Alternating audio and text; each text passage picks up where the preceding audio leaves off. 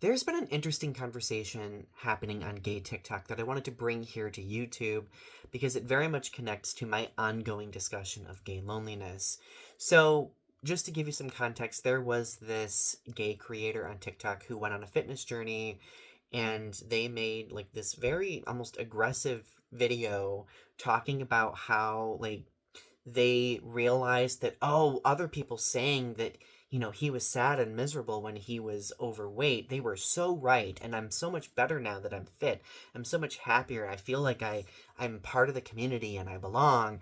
And another TikTok creator responded to that person being like, yikes, that's extremely problematic. And it just showcases, you know, as gay men, our very volatile relationship with body image, attractiveness, and belonging.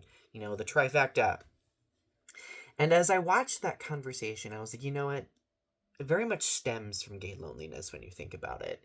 And I really thought about my own experiences too, where like I was in college, like I had other gay men being like, well, Donny, you would be more attractive if you just worked out, if you just looked better. And because I had that ingrained in my mind, because I was so lonely, so isolated, nobody found me attractive, it kind of became an obsession for me to the point where it began impacting other aspects of my life. I would work out so much, it would impact my physical health, my mental health, my performance at work, school, etc.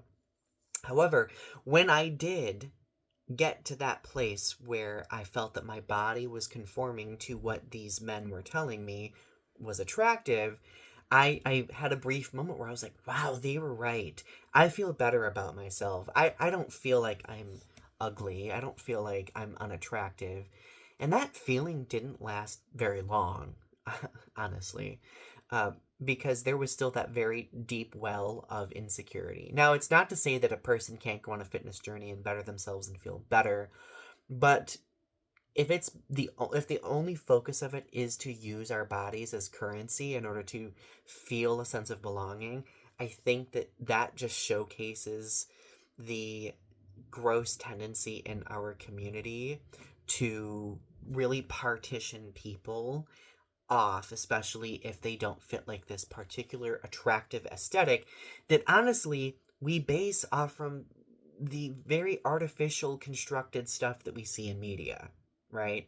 Like that's really where we see this basis for attractiveness. Now, I'm going to connect this to gay loneliness really quickly. So, for many gay men, and P.S., I feel like this is what I'm about to discuss can apply to other communities as well in the LGBTQ plus community. But for gay men specifically, since that's my realm of personal experience, we spend so much time at a point in our lives being someone we're not. We work so hard on being a chameleon in different social situations to keep ourselves safe, understandably, because at a certain point, you don't know who's safe, you don't know who isn't. But when we do get to a point of self actualization, when we do get to a point of embracing who we are, and we might come out, etc., that conditioned chameleon behavior doesn't necessarily go away. And I think for a lot of gay men, like that chameleon behavior shifts from, oh, I have to be physically safe to, oh, I have to be physically appealing. I have to find the best way possible to use this body and its aesthetic as some sort of currency in order to buy a sense of belonging in the community through people who might find me attractive. Now, mind you, like I know that being that there's so much in our community is based on like attractiveness and who's attracted to whom, like that. I mean, I get that, but there's a difference between there should be other entry points. That's the point I'm making. There should be other entry points into developing a sense of belonging in the community, without needing to use our bodies as currency, right?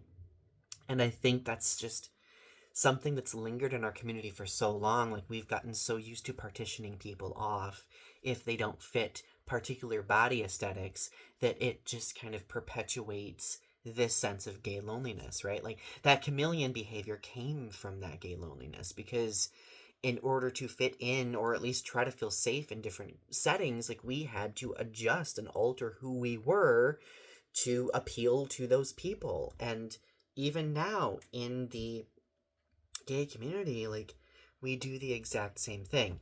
Now, it's taken years for me to unpack this. Like, I didn't realize that even I was acting in a very, concerning way back in college until like my late 20s when I started therapy. Been in therapy for almost 5 years.